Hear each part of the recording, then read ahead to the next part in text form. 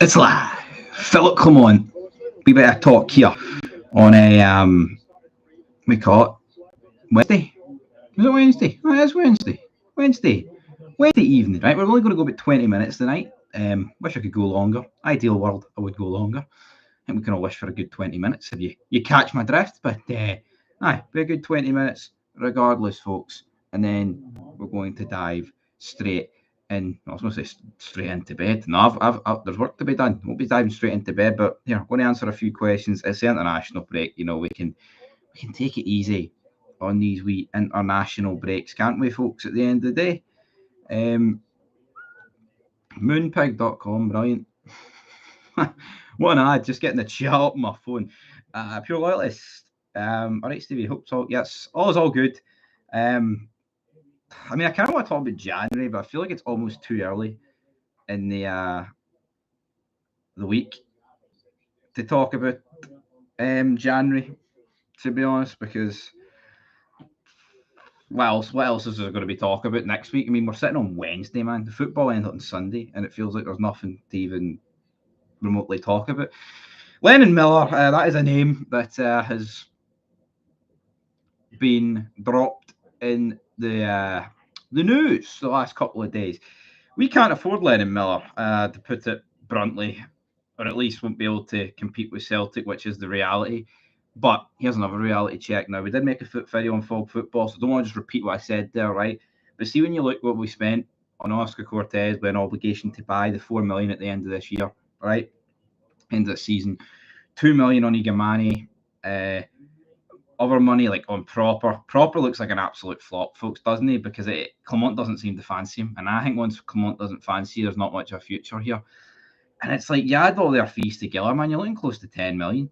And Lennon Miller's value was less in the summer, but everyone knew what Lennon Miller was going to go on and do. Lennon Miller's the sort of guy that could be in our midfield for like 5 years. Now, I think the guy, Lennon Miller, the kid, whatever, I think he's got that much of a ceiling. Realistically, he would move on from this league even if we signed him. But here, you know what that means? That means some of that. That means a wee bit of profit in Lennon Miller. But obviously, that's out the window because I don't know what our transfer policies are, man. But, well, I know what they are, but, you know, I mean, it's a rhetorical question. It's more like, what is actually going on? I mean, Oscar Cortez. The only reason we should have re-signed him on loan was if there was no obligation. Like, here, it didn't really work out last year, but let's re-sign the guy on loan. I can't believe it was an obligation to buy. I cannot believe that we're actually spending 4 million on him. I think that's incredible, to say the least. But anyway, we'll put it. Lennon Miller has a promising future. Needs a club that know what they're doing in his development. Celtic, yeah, Caden, that's all good, but is he going to get the game time at Celtic? You look at that midfield. Here, if Lennon Miller wants to play games, you go to say Rangers and Celtic bid the same, right? If Lennon Miller wants to play games of football, you go to Rangers. If he wants to win things, you probably go to Celtic, and that pains me to say, but here I'm not going to fucking pretend that this team is anything other than what it is right now. Swedish gangster, the fact that we're sitting in third and that's no good enough, saying the players are tired and it's not even Christmas is not good enough. I totally agree. That's it though. All we heard, right, was 200% this, 200% that. Oh, October, November, right? We've hit it and now we're too tired. So is our best already came this season?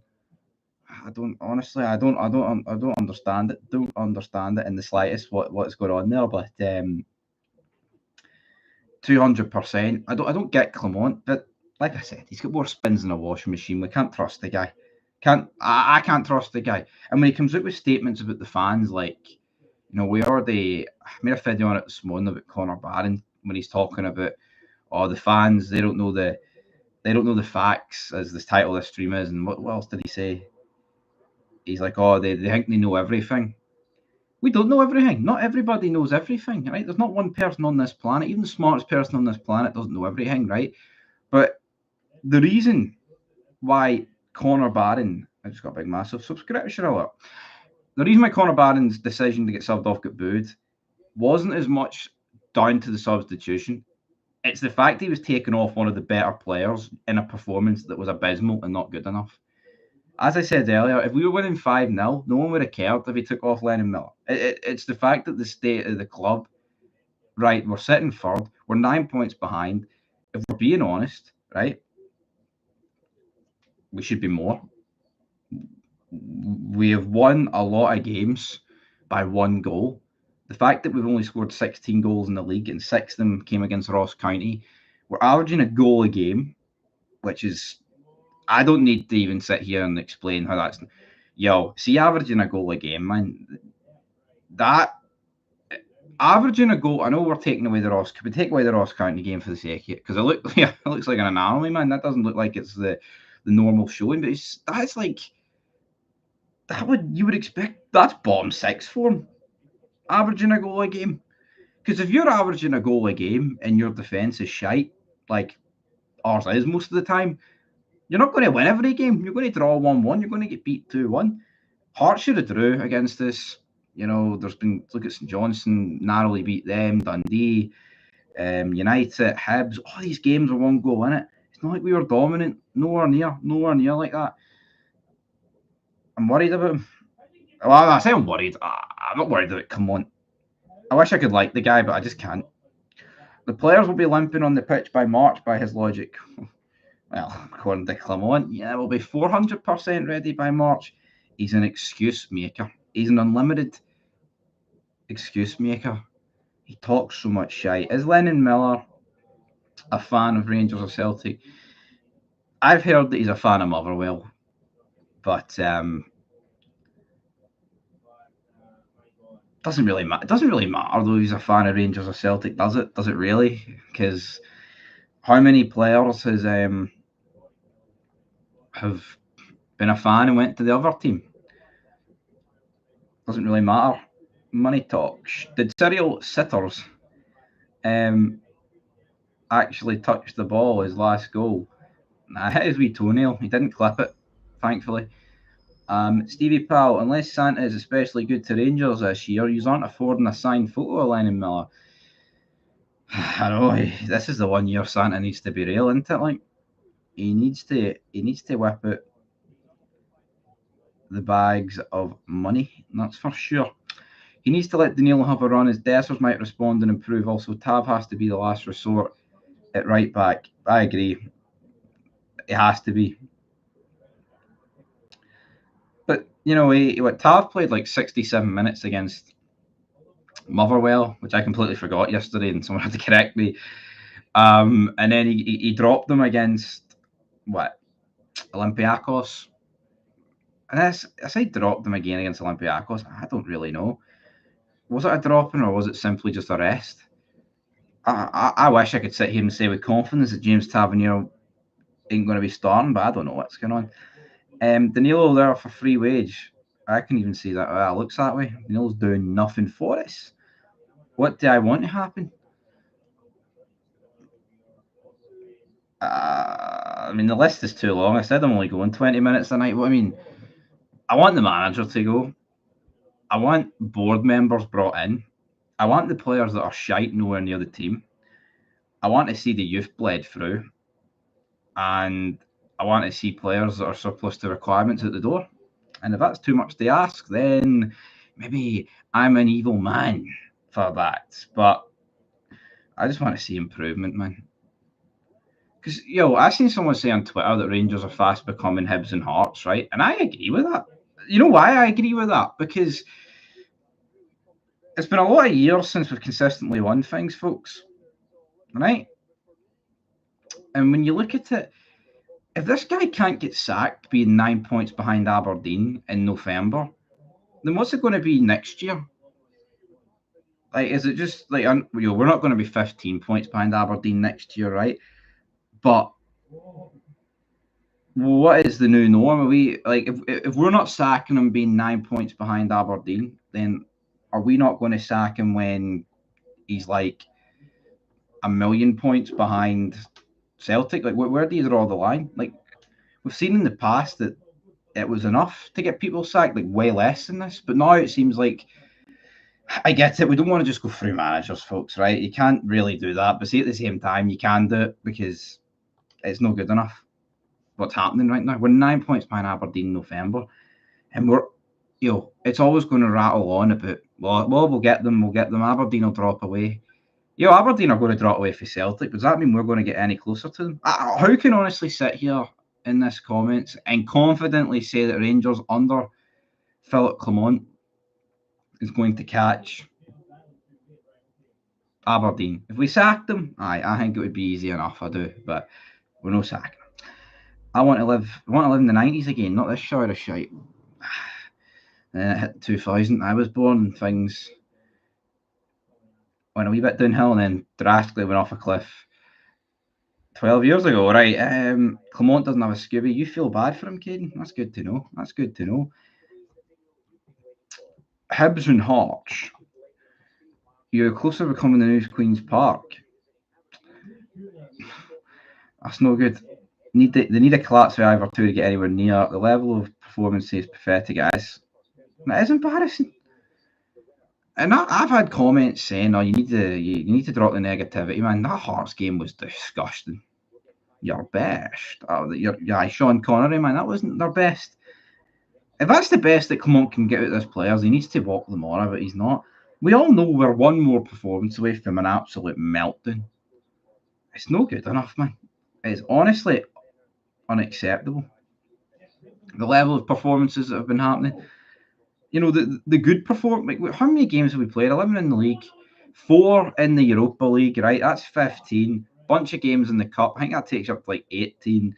Then when you factor in the pre-season friendlies, I mean, you're looking at like 26, 7 games, right? In that ballpark. We've played good in like 3 of them. Like Ross County, FCSB, and Malmo. That's tragic how we've only played good in that little amount of games. Like what? That's no good enough. Like what? 1 in every 8 games we play good. What it should be is that 1 in every 8 games you're below par. And that doesn't necessarily mean you need to lose that game. By the way, better being truthful than kidding yourself on. Yeah, I know. I am very truthful. Graham Murray. We do not want Graham Murray. Shocking when he says fans don't know everything. Not a good soundbite from him. Hell, we don't claim to know everything, but he doesn't know anything, folks. He doesn't know fuck all. He doesn't know anything. He knows the square root of hee-haw. He doesn't understand what it means. And it's like, Dessers as well. Yeah, Dessers, mate, if you took away all the chances that you've had, would you be at Rangers? Because last season he could have had about 70 goals. If he had his shooting boots on. And if you score 70 goals, you might get a move. But to actually hear him come out and say that I wouldn't be at a club like Rangers, then fuck off. You're actually currently costing us and you're bashing the club at the same time. See for comments like that. But then people are like, oh, but his wee post-match interviews, his wee eyes, he's lovely. Fuck him. Coming out with shite like that. Don't turn around and say that, man. Pretty much say, if I was doing that, it's pathetic. Right, do you think Clement was lied to when he came in? Just because, right, so I think Clement has been lied to, right? I think he's been told, right, you'll have this amount to spend and this will happen, right? Maybe he was lied to, but let's just say he was lied to. Just because Clement's been lied to doesn't mean he needs to lie to me and thee. As somebody would say on the big wah tube. Doesn't mean he needs to, just because he's getting lied to doesn't mean he lies. All he does is lie to us. He's lied more to us than the board's lied to him, and that's a fact. He lies to us like every press conference, which happens like a couple of times a week. So, come on. Steven, he's still impersonating his team. He's struggling to keep the lights on. What? Oh, right, aye. You know what? The light bulb's actually done. I need to get changed the light bulb. Usually I don't even have the light on, but the light bulb is done, fun fact. And I think the light bulb is done in Clement's dome. He has to rotate the squad as though, although a settled team is great, a complacent one is the worst. Totally agree. He has to rotate the squad. We know it's going to be the same starting 11, right? We rock up in the 23rd against Dundee United. Right? You might have a wee change in there if there's an injury, right? But it's the same players getting rewarded with failure. Mental. Absolutely freaking mental. Right. I didn't think he was lied to. I think he thought it was an easier league than he expected. You know what, Tone? That could be it. I think he's come in, right? And the board have probably told him when he came in after Beale, like, right, this is going to be tough. Do what you can this season, and we'll, like, next season's where you can really push on. But then Celtic hit a patch where they drew a few games. They get beat against Hearts and Kelly. Rangers then, managed to overtake them towards the end of February, closed the gap. He's probably thought, right, this has been easier than I expected. We'll kick on for this. And then what will happen is we'll win the league, we'll get that Champions League money, and I can spend it. But then March 2nd happened. And I'll tell you what happened on March 2nd. Rangers won Motherwell too. And ever since that game, Rangers have not looked the same, and Philip Clement has not looked the same. It's pathetic. Everything's good. It's not about how you deal with wins, it's how about you deal with losses, and this Rangers team can't deal with losses. It can't. I say it can't deal with losses. It can't really deal with anything at the minute. We have a budget far superior to the Sheeps, and yet they're 0 points better off. That doesn't make any sense. I mean, 9 points. Well, that's it, Mace. Yeah, but at the same time, you can flip that as well and say they are joint on points with Celtic. So why can't we fucking be up there? I know it's the same shite, because how are they 9 clear of us, and how are they that close to Celtic? There's no excuse for us not to be up there. Even with our summer recruitment, even with some of the dead weight in this squad. Yeah, right now, based off form, a combined 11 between Rangers and Aberdeen would be pretty even. But when it comes down to it, when it comes down to the quality and market value, our team shits all over Aberdeen. It just shows you how shite the recruitment is, and how these players are fucking bottle jobs, and how Jimmy Thielen's a better manager than Clement. It really is that simple. Yeah, Aberdeen spent 2 million. They sold their best player, regrouped, and got 100 times better. We lose our best players for free and regress every season. That's the way it goes. If you finish third, you reckon Clement is gone, or you stuck with him?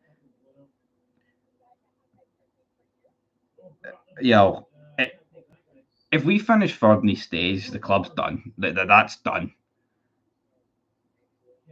I think it's one thing not sacking him right now when the league is still technically, it's open, and Aberdeen are there to be caught, and Celtic, things like that.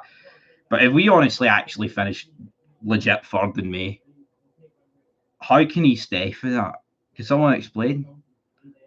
Like, come on. Look at we got beat to second by Aberdeen just before Gerrard came in, and we were going through managers for fun then. So how have the standards fallen worse from then? And that's when we came up for the championship. It just shows you how much. It just shows you. I don't even know, man. It's just fucking unacceptable. You deserve a damn sight better. I agree. This was at my dog. He owes me a pack of Rolos. Aberdeen spent 2 million. Cue ball, come on, as a nump. Every manager player is in there for Rangers, because Rangers are a team. Every player's agents, Mono are there for taking big wages. They are using them. Car losses and kick PC out. Things can only get worse than it is. I agree. They only can get. How do they get better? Maybe Celtic and Aberdeen, right? Maybe they'll drop points before we drop points next. But over the course of a season, we're going to finish more than 9 points behind Celtic. And even if we don't, right, Celtic could be 15 points clear going into the split, and they just decide to rest players for or rotate the squad, or take their foot off the gas, like the Michael Beale 3-0. And then if that 15 becomes 9, that might give us a false reading. That's obviously later down the line of this season, but it's just shite. Big Phil's biggest issue is no one introduced him to Brendan Rodgers before he signed. But Big Brendan? Cut our losses, I've already read that. For me, if it was a player and my manager came out and said we got a morale victory after a draw, I'd lose all hope in him there and then. Yeah. I mean, I lost a lot of faith in him when he said that. I mean, I did half defend him. I didn't really defend him. I kind of just said, maybe it's his broken English, but when you actually look at it, like, considering we went 3-2 down and then scored a goal straight after it to make it 3 each. It's obviously it's better than getting beat, but we were at home. We needed to win that game. We needed to win that game to take it out of Celtic's hands and put it in our own hands. So to whip out the morale victories, you thought that was bad. What about the we beat Ross County last week 6-0 trophy? What about the we beat St Johnstone in the Mickey Mouse Cup, and then we're going to celebrate with the Union Bears jumping up and doing the bouncy for like 20 minutes. What was that? I mean, that would give anybody a brass neck. That, man, that was bogging. I called that out at the time. It's the players building a connection with the fans. It's like fucking Asda Wi-Fi then, if that's the connection. It's the 10 minutes trophy now. I agree. From a psychological standpoint, Aberdeen are under no pressure to perform, so have a freedom that Rangers players don't. Our fans are brutal at times and take no prisoners. Yeah, I agree. And there's no real expectation on these Aberdeen players. At the end of the day, that's a pretty funny comment there. I'll read that in a minute. But it's like that's the size of the club. That's why we're a massive club and Aberdeen aren't. And whoever's doing this, if Coppin's signing players, it's seeing the interview process when you're signing them. Forget about wages. It should be like, right, and same with the manager. It should be here. This ain't like the Diddy Championship club you just played for. You need to win every week. And if you don't have the mentality for that, fuck off. Leave this room. Now, some people would argue you're not going to sign anyone with that mentality, which is maybe true, but that's what should be getting bled in. That should be. You can clearly see with Callum McGregor, right, that he bleeds that mentality into like everybody in that Celtic dressing room. James Tavernier probably whips out a free kick he scored on his iPhone 16 to show the guys that can't speak English as an introduction. Oh, look at this team of the season card I had on FIFA 3 years ago. That's there's levels to this, and James Tavernier's out the window. Anyway, that's where we're going to leave it because there's only so much depression you can get at 10 to 10 talking about Rangers Football Club, folks. So, yeah, it is what it is. Players don't get it. The manager gets it even less. And the only people that get it are the fans. I mean, as for, the fans are getting into the players, and rightfully so. Rightfully so. All right, rightfully so. But that's where we're going to leave it, folks. 20 odd minutes. Back tomorrow, man. There'll be more to talk about tomorrow. I'm sure there will. I am sure there will be. When he said about goals scored in Britain over team performances was enough. Yeah, I mean, what was the comments out like last week or something? Tav said, "Oh, I think my performances this season have been really good." Excuse me, mate. You've been fucking shite. He's been absolute pish. I know, he's the highest scoring British defender. What does that do? What does that do for me? That does nothing for me. I would trade in every single Tav goal for like one more league title. It's embarrassing at the highest degree. It's what it is. You know what I mean? Like I just do not understand it. Like you hear that? I mean, maybe the only player that wouldn't do that in world football is Ronaldo because he does like stat padding to a degree. But it's like, who else, man, talks like that? You want to win trophies? It's like Harry Kane, man. He would trade in like 250 of his goals when he won something at Spurs, even if it was a League Cup or a 10 minutes trophy or a morale victory or a 6-0 against Ross County last week manoeuvre. I mean, he would. So Tav's goals don't mean dick to me. His assists don't mean dick to me. In the moment when they're in big games, maybe you mean something then. But see, right now, what the fuck do they do? Obviously, where we are looking for when we sign a player, there has to be a level that we're looking for. I agree. You got to be blunt with them.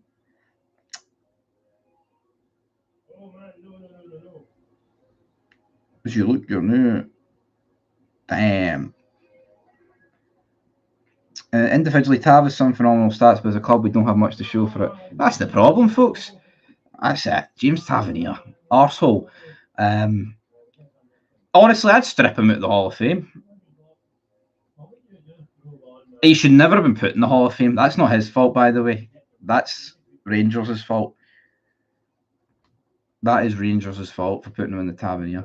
But Tav's disappointed about it. Leave him alone. I'm sorry, Tav. I'll leave you alone. And that's where I'm going to leave this video. I'll leave everyone else alone here. James Tavernier, I'm sorry. I take it back. You're the man. You're brilliant. You're dragging this club to hell with Philip Clement riding shotgun.